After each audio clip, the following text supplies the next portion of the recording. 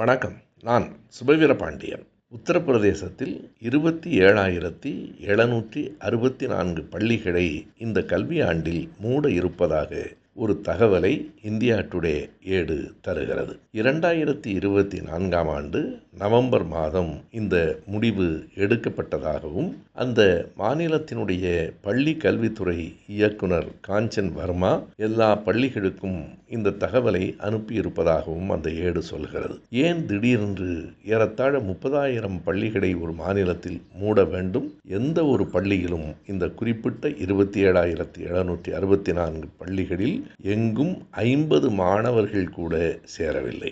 50 மாணவர்களுக்கும் குறைவாக வைத்துக்கொண்டு ஒரு பள்ளிக்கூடத்தை நடத்த முடியாது என்பதால் இருக்கிற மாணவர்களை அடுத்தடுத்த பள்ளிகளில் சேர்த்து விடுவது என்றும் இந்த பள்ளிக்கூடங்களை மூடிவிடுவது என்றும் அரசு முடிவெடுத்திருக்கிறதாம். இதுதான் உத்தரப்பிரதேசத்தின் கல்வி நிலை. ஆனால் அங்கு நடக்கிற மகா கும்பமேளாவில் கோடிக்கணக்கான மக்கள் வந்து புனித நீராடுகிறார்கள். புனித நீராடுவதன் பயனை அவர்கள் பெறுகிறார்கள் என்றும் அந்த அரசு சொல்லுகிறது. அங்கே புனித நீராடல் நடக்கிறது, பள்ளிக்கூடங்கள் மூடப்படுகின்றன.